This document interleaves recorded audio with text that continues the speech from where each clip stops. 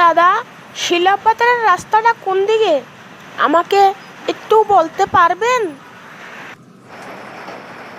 তুমি কোথায় থেকে আসছো?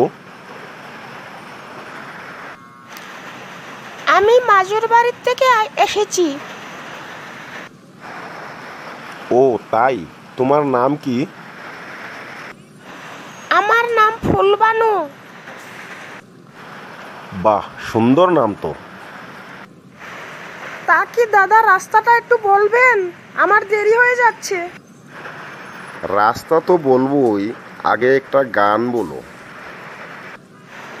বাড়ি আমার মাজর বাড়ি গো, ও দাদা বলি যে তোমারে, হায় গো শিলাপাতারের রাস্তা কইয়া দেন আমারে।